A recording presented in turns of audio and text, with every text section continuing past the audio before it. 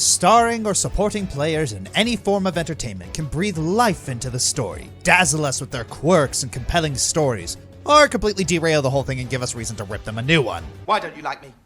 Because you're a complete bastard. Over the years, I've talked about my favorite video game characters by category. But, you may ask, what about my favorites overall? Whoa, we didn't ask you that. Wrong, actually. I made it a goal that if I can hit 2K on Patreon, I do a top 10 list of my personal favorite video game characters. I recently finally reached that goal, temporarily, and so here we are today. These are the players, baddies, and even NPCs that really stuck out to me based on the impact they left in their respective games, how much I can relate to them personally, or heck, some of them were just too dang entertaining to ignore. Oddly enough, choosing who I wanted on the list wasn't the hard part. The hard part was trying to settle for 10. So why settle when I can double the number and make it a top 20? My list, my favorites, my rules. When the time comes, I may do a least favorite characters list, even though it's gonna drain every fiber of my being, and I kind of already just did that. But for now, I think a more positive spin would do us all some good.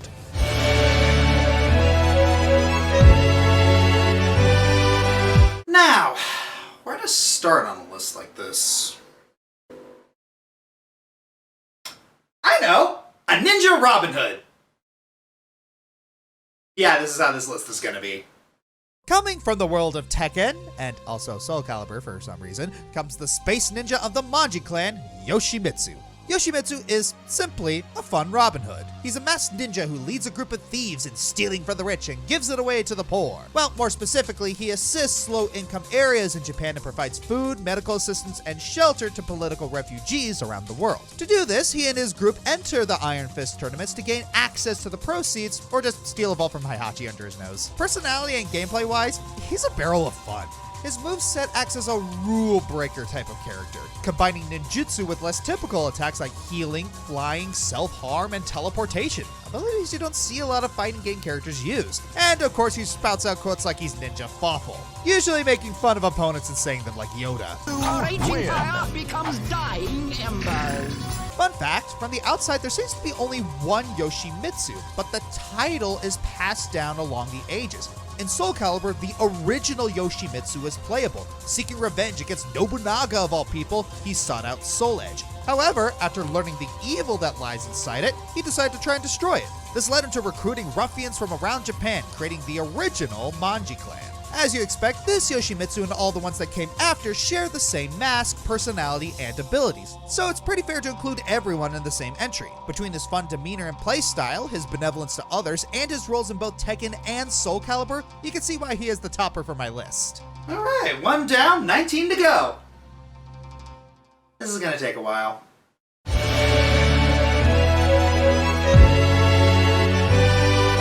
There are a lot of different kinds of characters on this list. Some are funny, some are serious, some are good, and some are evil. Yet I don't think any of them reach the pure 110% Boston butt levels of ham achieved by my number 19, Bang Shishigami. You know how some people are a riddle wrapped in a mystery inside an enigma? Bang is the total opposite. In the world of BlazBlue, everyone has some kind of secret, except Bang. What you see is what you get with this glorious screwball. As the self-proclaimed hero of love and justice, he just runs around fighting evil as the world's loudest ninja. Is it possible to dislike this guy? He's just so sweet and earnest. Every time I see this guy, I just want to smile and hug him and yell about love and justice! He may not be the smartest guy, but he sure does embody the fact that the heart is the hardest working muscle. Oh, and did I mention that Bang gets his own theme song when he goes into overdrive? This guy just can't stop getting even more awesome. I bet this guy a round of drinks anytime. If I actually drank.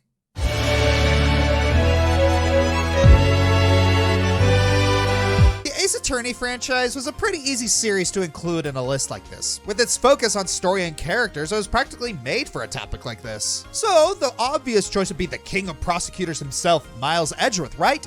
Well, no. As great as he is, there's one character that I like a bit more, and some of you won't like it. It's Athena Sykes.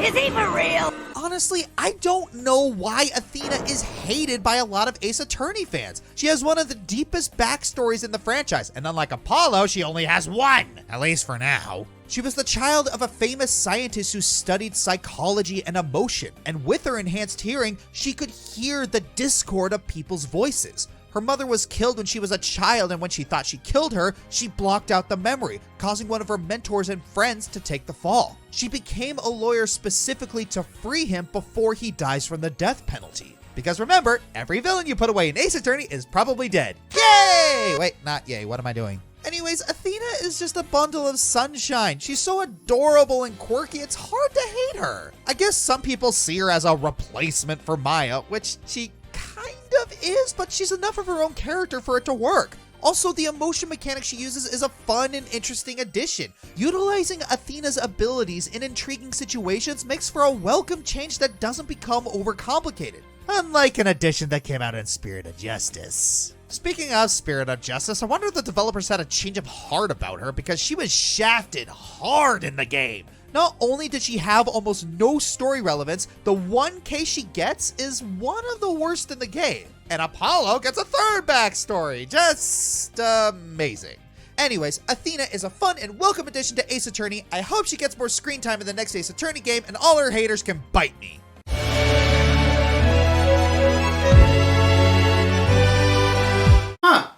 Actually, I haven't mentioned any fire-based characters yet. Luckily, I have the perfect start. Okay, who wrote that? I mentioned Blaze back during my top fire characters countdown, and out of the mostly grating Sonic cast, she is the one I always seem to like the most. Yeah, the fire motif helps, but her personality and gameplay are what really sell it. Personality-wise, she is actually pretty level-headed and a bit reserved. Due to issues from her childhood, she isn't that expressive and is quick to distrust others.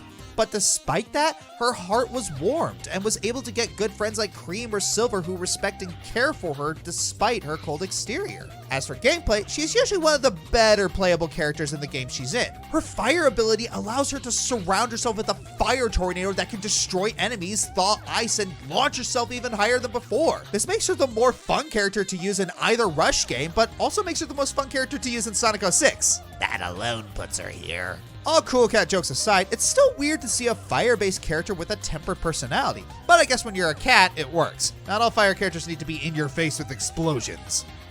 And there aren't that many fire-based characters on this list. I know, I'm surprised too.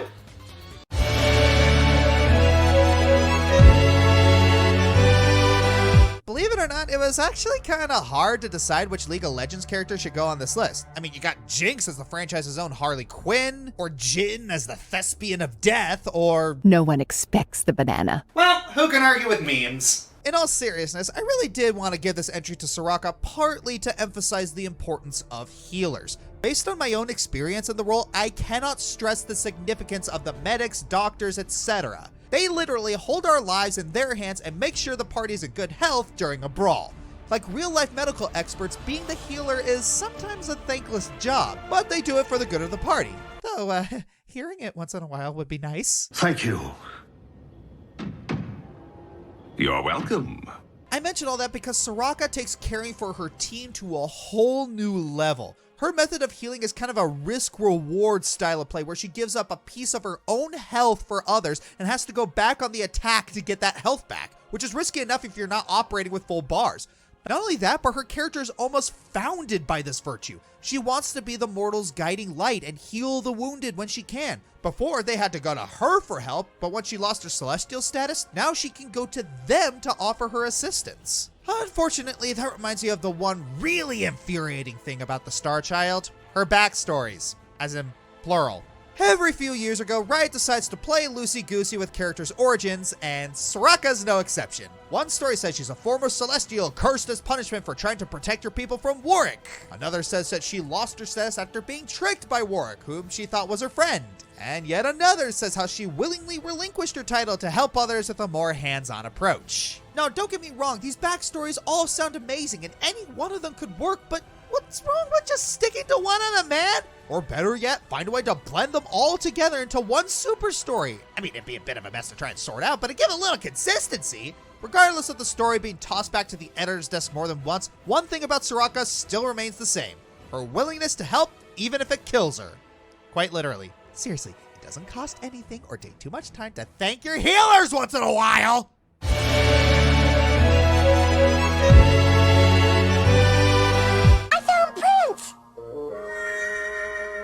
No. Fingerprints. I don't think so. Now that we got the obligatory prince joke out of the way, the titular Prince of Persia, a formerly arrogant member of royalty who, with the power of the Dagger of Time, has the power to basically say, "Screw you, game over screen." Wait.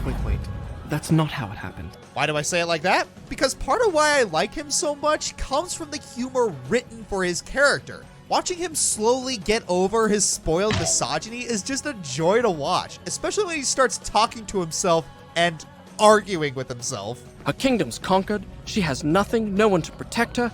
She needs me. All I'd have to do is reach out and take her hand, and she'd be mine. Why am I talking to myself? Oh yes, he is a notorious deadpan snarker. Believe you me, his use of sarcasm is just to die for. Have you been waiting here all this time? I didn't realize you meant these baths. I went to the other baths, clear across the other side of the city. I had a lovely wash and a rub with fragrant oils. Too bad you weren't there. Stop talking to yourself! Let it be known that the sharpest tongue cuts deeper than any blade, and the prince is living proof of that. Aside from his great comedy, what I like about the Nameless Prince is how dynamic his character really is. When we first meet him, he's just another glory-hungry, arrogant prat. But as the series progresses, we see him go through several arcs that cut him down to size. He was fooled by a traitorous vizier thanks to his own pride, pursued by a time guardian determined to see his death, forced to watch the people he cared about die for / because of him, inadvertently botched up the timeline, and nearly had his darker ambitions completely hijack his life. Yeah, as much as that's overkill, if it creates what we get at the end of all of these arcs, then yeah, all spoiled rich kids should go through that. That's definitely a tall order, but it actually helps the prince for the better. He learns to take responsibility for his actions and aims to better himself for it. Yeah, he takes a couple of steps backward. He went through a whole emo phase in Warrior Within, but that's natural. He's a human being with real, relatable flaws, and he's making the effort to try and overcome those faults as best he can. The character development is realistically clunky, but he's still trying, and you want to see him succeed. That's the foundation of an amazing, flawed character. Couple that with his sense of humor, and it's easy to see that the prince is a diamond in the rough. He carries a few of these traits in the reboot, just as long as you block the ending out of your memories. Trust me, it's not pretty.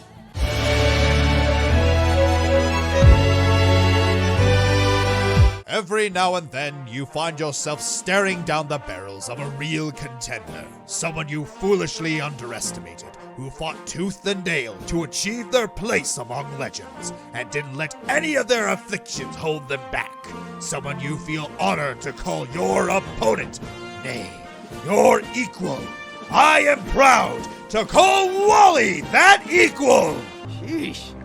Take a pill. In the Gen 3 Pokemon games, your main rivals are either May or Brendan, depending on who you pick. And to be honest, the only really notable thing about them is that one of them got a major role in the anime, and the other got shafted with silent cameos in the movies. I know the anime isn't relevant here, but these two really don't leave much of an impact. And then there's Wally. We're first introduced to Wally as a catching tutorial where we help him catch a routes. He's kind of a timid kid, and it turns out he's suffering from some nameless sickness. And yet he's still putting his best foot forward to try and become a Pokemon master. That takes guts. He shows up a few more times in the original Gen 3 games for battles, and you wipe the floor with him, and you honestly feel bad for having to beat him. There's a reason he made my boss fights you want to lose list, but in Omega Ruby and Alpha Sapphire, you find out how important beating him really is. Say what? In the Gen 6 remakes of Ruby and Sapphire, we see the true testament to Wally's growth as a trainer and a person. He pops up a few more times than the original, and in the big battle against him at Victory Road,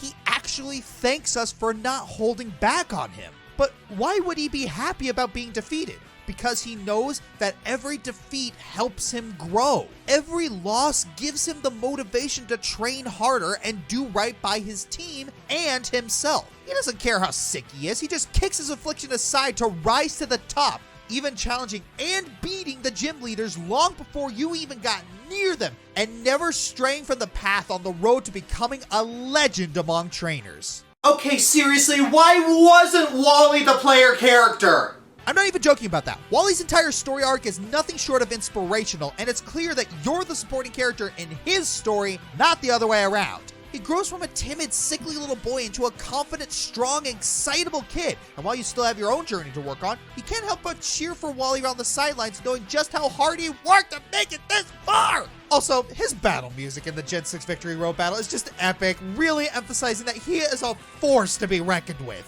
Now, I'm not saying that Wally should take over for Ash in the anime, but...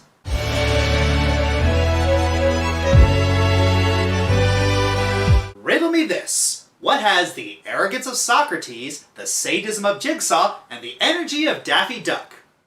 Number 13 on this list. A lot of you may be shocked to find that my favorite Batman villain isn't the Joker. Don't get me wrong, he's still an amazing baddie, but he's, well, let's face it, overplayed. I'll sue! Then I'll rip his lungs out! I'll worry about that later.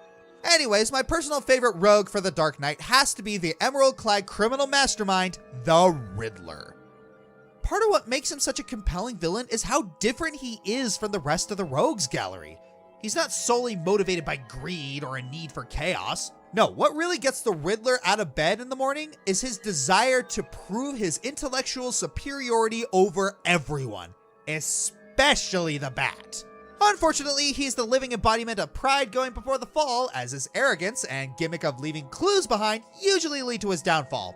And yet, that's part of what makes him so fun to watch. Also, I really like his backstory, being obsessed with solving puzzles as a child, longing for recognition but never receiving it. It really paints him in a kinda sympathetic light. You know, until his next diabolical act of preserving his fragile ego. In order to hurt me, you would have to break free from the predicament you currently find yourself in, and attack me in such a way that does not cause me to press this remote detonator, distributing your primitive DNA all over the world.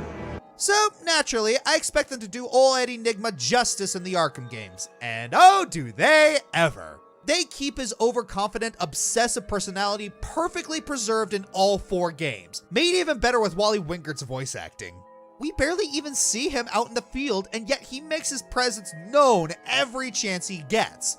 He tests you from afar with his trophy hunts and brain-tickling puzzles, and the occasional trap, all with the swagger of a game show host. If the game was Saw! That's right! If you can sever all the major arteries in your arm in under 15 minutes, you win! A brand new car!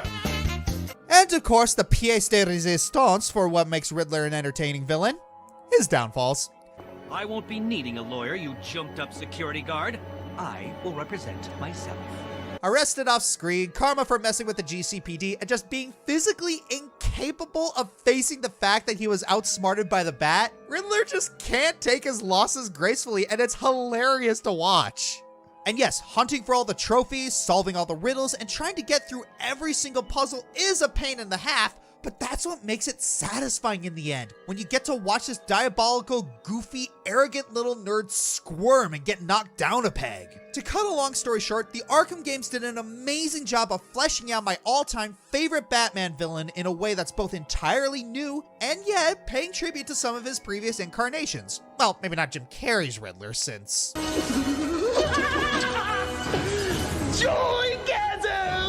He's in a class all his own. Say what you want about Schumacher's Batman movies, the actors definitely had fun with the parts, especially Carrey.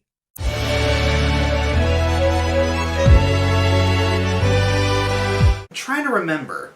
Are there any characters on this list that make me think, yet are also unholy amounts of meme trash?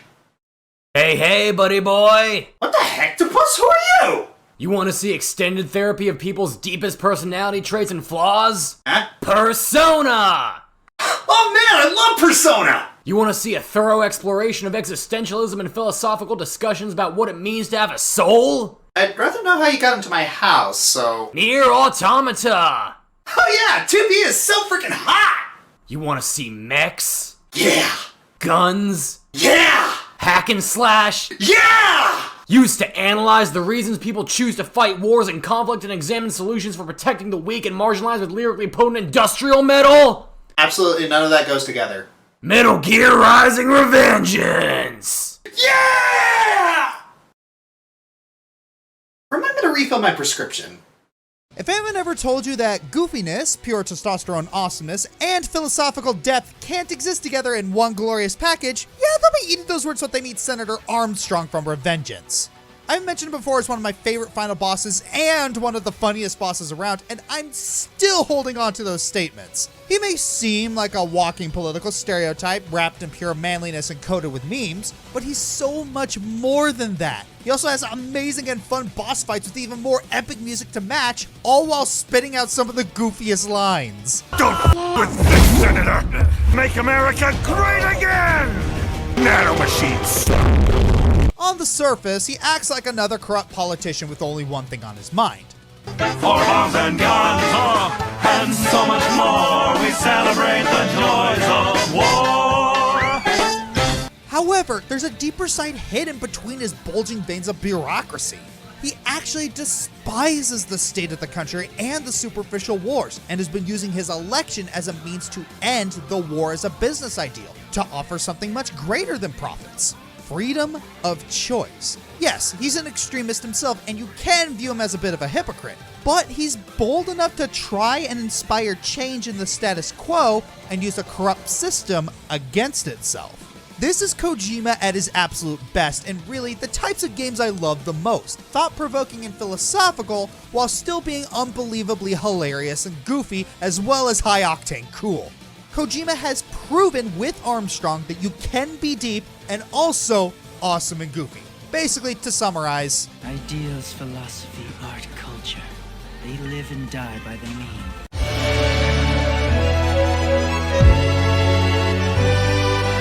And to cap off the first half, we're going to look at a series that far exceeds Pokemon's character count. Probably. Well, it's close. It's Fire Emblem. And from the depths of Awakening, we got the sadistic dark mage of Plegia, Henry. Though Tharja could also fit that description, but let's be fair, Henry is way more fun. Unlike Tharja, who is a broody and abhorrent yandere, Henry is a jokester, making puns and hexes as a means to mess with people rather than harming them. Well, in the original Japanese version, he took way more pleasure in the disdain of others, but this is the English one, so it doesn't count, haha. His smile begets a sinister undertone, and he is always smiling, so you know you need to be afraid. I don't suffer from insanity. I enjoy it. He's definitely one of those people where you're glad he's on your side. Despite this, he's not as bad as he makes you think. He actually aids Crumb a bit before he joins by leaking information to different sources and even saving Lucina off screen. He's also very helpful and compassionate in his own way. He doesn't like seeing people upset and wants people to learn to appreciate the little things in the macabre. He doesn't shy away from harsh truths, and he's very obedient and compliant. Also, depending on whose father he is, he takes his children's quirks in stride, and he can be very selfless, babbling about the silliness of blood even as he takes an arrow for his own kid. In summary, Henry's so fatalistic, immoral, sadistic, irreverent, but he's so much fun. Honestly, I was thinking of putting Scarlet here, but due to our lack of screen time and fates, I chose the more sinister but more interesting Henry to be my guy, even if he is famous for his punishments. Because we are halfway done, I'll let that be.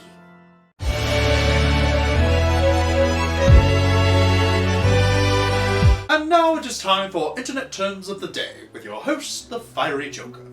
Wooby, noun. A character that is very kind and sweet, but faces more hardship and suffering than they truly deserve. Mipha from Breath of the Wild fits this definition perfectly. She's just so adorable! Princess of the Zora tribe from Hyrule, she is also one of the champions, a team of 4 that are destined to pilot the divine beasts against Calamity Ganon. But what's she like? Well, she's the team's healer and heart. She has unending compassion and loves to help people. She took it upon herself to teach her little brother how to swim, and is even the one who gave him his signature catchphrase. But I think the thing that made many fans fall in love with her is her crush on Link. They've apparently been childhood friends. Mipha was even going to propose to Link via the tradition of forging the Zora armor for him.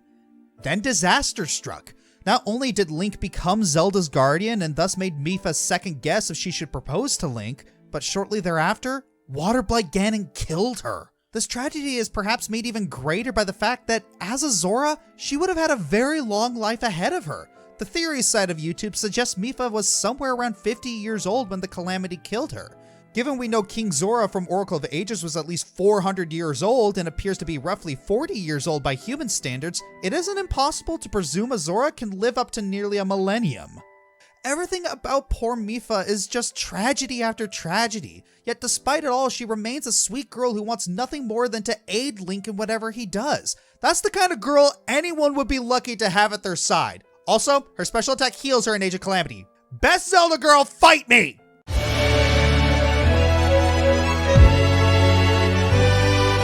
I talked about Palutena way back in 2015 as part of my top 10 favorite female characters. Fun fact, Blaze and Soraka were on there too. My opinions of her are exactly the same because, tragically, no new Kid Icarus game has blessed us from on high. And it doesn't look like we're going to get one anytime soon. Sakurai, if you're watching, please show mercy and bestow upon us this goddess of benevolent trolling once more. Palutena is just incredibly funny. Uprising wouldn't be nearly the comedy classic it is without Palutena's constant chiming in with sick burns and witty banter with Pit and the rest of the cast. Because Palutena is just a fascinating character. She's the goddess of light, yet she is sister to Medusa, and not at all the usual stick in the mud her title might suggest. She's not afraid to make jokes at other people's expense, but there's no maliciousness behind her jocular comments. She isn't a perfect goddess by any means and makes some terrible mistakes, but she always tries her best to make things good for everyone. However, Palutena is also perfectly capable of being serious when the need arises, and her care and concern for Pit will always shine through in the end, even while making jokes about having spicy angel wings for dinner.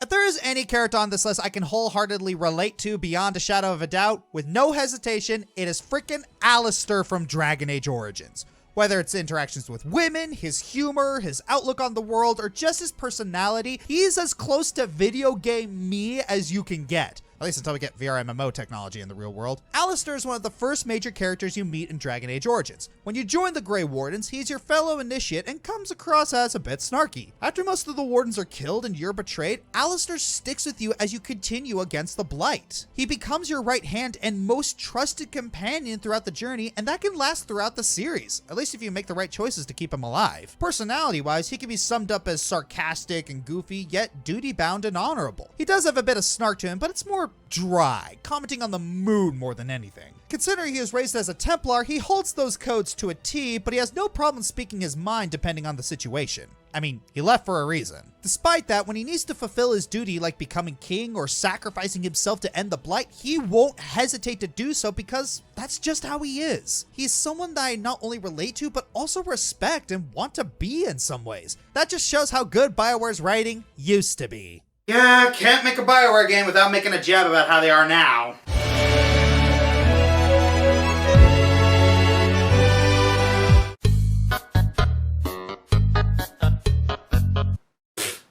Undertale? You've seen one a critically acclaimed indie game, you've seen them all. I bet there's not one character in here that I'll get attached to. A great sunshine, baby! Yep, I'm once again gushing over Papyrus, and I dare you to give me a reason not to. This skeleton is neither spooky nor scary. He's adorable. He doesn't want to hurt anybody, he just wants to be loved. And even if he did want to harm you, he's completely incapable of pulling it off. His attacks barely leave a scratch. His best move just turns you blue. Why the f*** are you blue? And he never even kills you. Just locks you in the shed that you can literally walk away from. And his secret weapon just walks out on him. And you just want to hug him because he was so dang proud of it. Add to it when, sorry, if you make friends with him, he tries to help you make nice with Undyne like the precious wingman he is. And the cherry on top, he has a distaste for puns too. It's just like my life. In a way. In case I didn't hammer it in, what I like the most about Papyrus is just how innocent he is. He's basically a big kid who tries to be scary, but he's too nice, making all his attempts look more wholesome and funny. But the literally dark, deep tone for the rest of the game, sometimes you just need to appreciate the one ray of sunshine in the darkness. Just a little bit of childlike naivete and purity to remind us that things won't always be as bleak as they seem. Now, as usual, you're free to choose whatever route you want for Undertale, but if I can preach just once, find it in your heart to spare Papyrus. At least once. Otherwise, I can't really predict what could happen to those who don't spare the Sunshine Baby. I mean, who could say, really?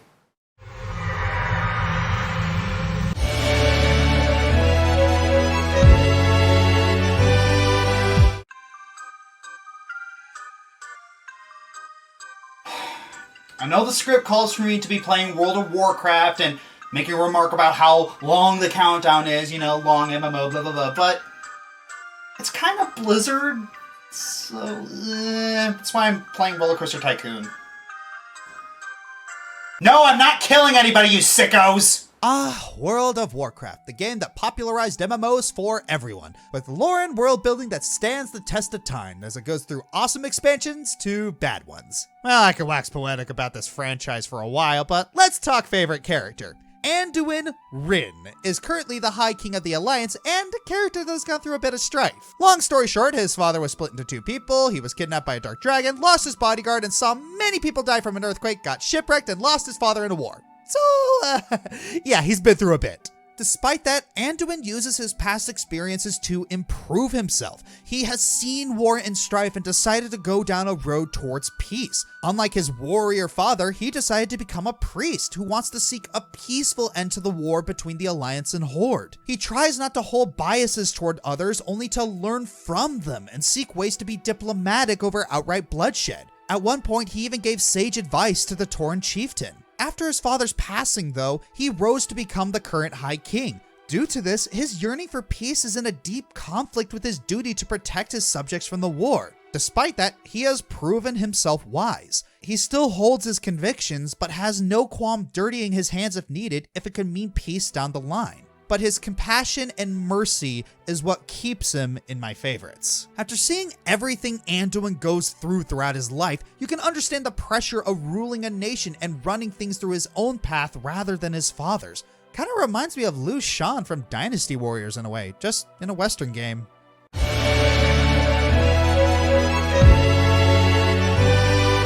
Nobody's got a time for Luigi. Oh, Luigi, forever player 2, second fiddle to Mario. Well, not on my list, gosh darn it!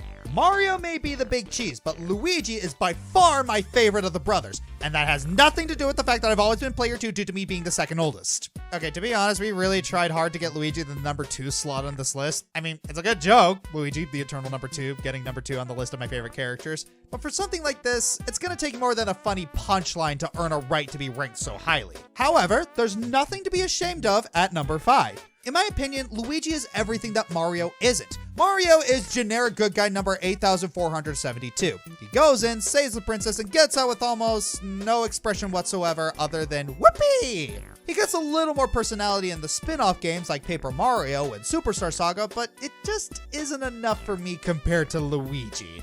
Because Luigi is filled to the brim with character. He's shy, awkward, lovable, and a klutz. Luigi is also often called a bit of a coward. However, despite his obvious terror, Luigi has never let his fear control him. In every game, he always rises to the challenge, and while he's clearly scared, he never lets his fear goad him into abandoning those he cares about. To be a coward means that Luigi wouldn't have the strength to endure his trials. We all know the Green Plumber would never leave his friends or his family in a time of need. There's a saying, courage is acting in spite of fear, not without it. Mario is fearless. Luigi is courageous. All these things come together to make a character I can't help but love. Hats off to you, Luigi. You're player 1 in my heart.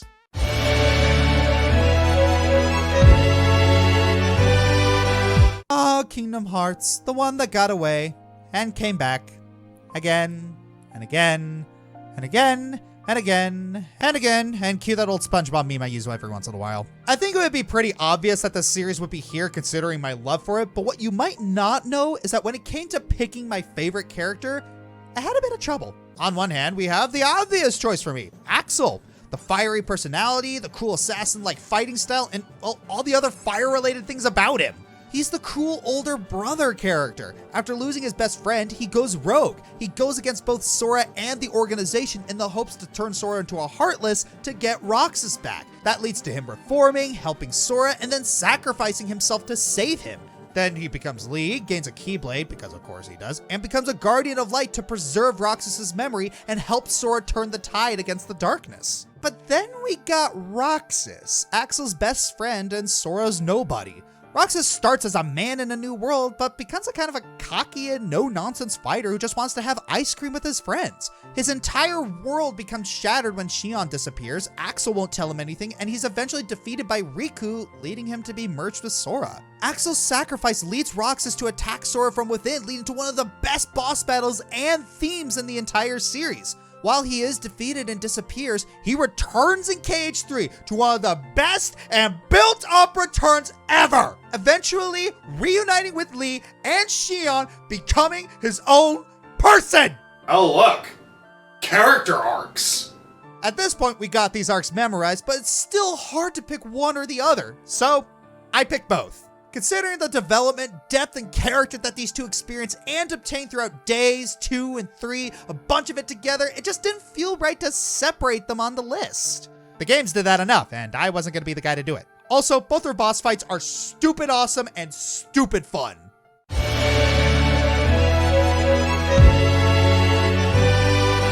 Picture in your mind the ideal healer.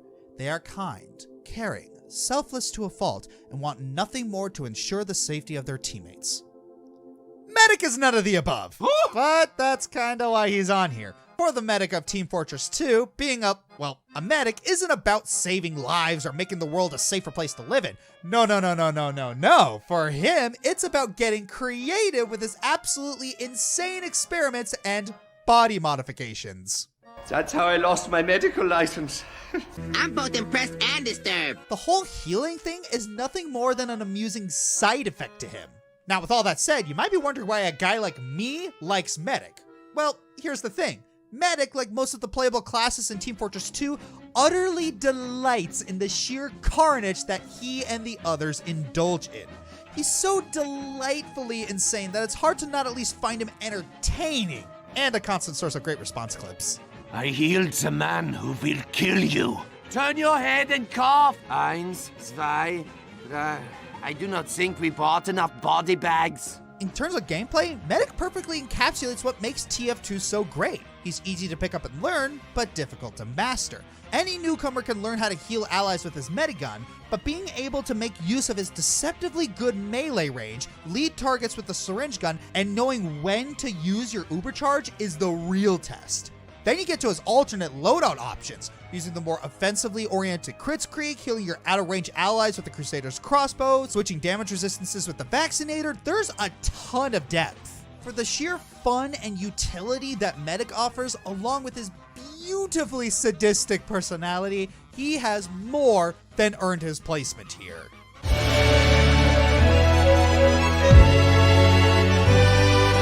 You know, for as much as I love to sing the praises of Dynasty Warriors, I can honestly see why it's not everyone's cup of tea. It's completely ridiculous, totally off the wall, and makes absolutely no sense. Why do I like it then? It's completely ridiculous, totally off the wall, and makes absolutely no sense. That's the appeal. It's like pro wrestling. You don't go in for a serious story, you go in to see larger-than-life characters try to out-ham each other. You lower your expectations, so when you get a serious story or a gut punch, it hurts twice as hard. As a series, Dynasty Warriors has dozens of characters that could have been chosen as representative for this spot. Heck, I did a whole list of them a while ago. If you saw said list back in the day, you'd know that I picked Suma Yi as my number 1. That opinion has not changed! Suma Yi is everything you could ever want in a villain. He's legitimately menacing enough so that you could take him seriously as a threat, yet still gloriously over the top enough so that he's still entertaining, to say nothing of his absolutely epic evil laugh. Of course, like the other villains on this list, Suma Yi is not without plenty of layers. For as much of an absolute son born out of wedlock that Suma Yi is, he does have his fair share of humanizing traits. As a ruler, Suma Yi is surprisingly fair and just. He recognizes that if he were to act as an all-powerful dictator and rule with an iron fist, he'd get overthrown in no time. Speaking of rebellions, there's the way he reacts when people of his own kingdom rise up against him. He lectures them on how to do so properly, albeit in the most condescending manner possible. Though, for as much as Sumi rightfully talks himself up, he is at the absolute mercy of his wife, Chunhua. Seeing him be completely henpecked by her is equal parts funny and genuinely wholesome. What kind of pathetic man would be like that? Honey, could you please do the dishes? Yes, dear, coming right over. Happy wife, happy life!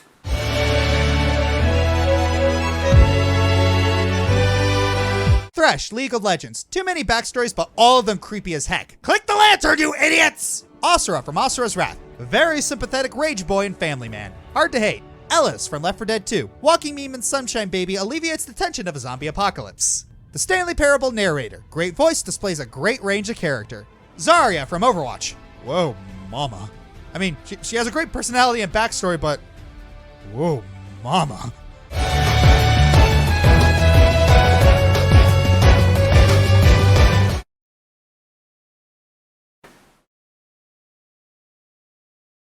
Still here?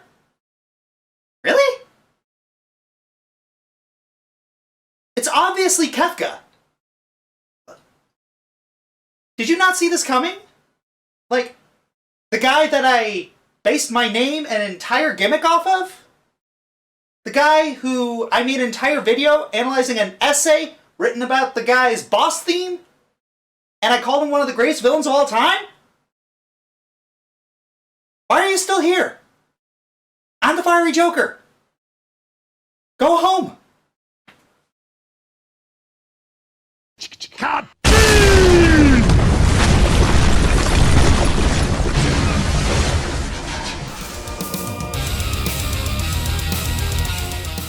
Hey everyone, this is Josh. If you like this video, please like, subscribe, leave a comment, and share the video around. Please check out my other social media like my Twitter, Twitch, and Tumblr. Check out my other channels such as Joshua Burner for reactions and other stuff, Dragon Fighter Gaming for tabletop, and Bob Equestria for cartoons. Consider checking below the video and donating to my Patreon, Streamlabs for my merchandise, or becoming a YouTube member, and you'll get rewards like this.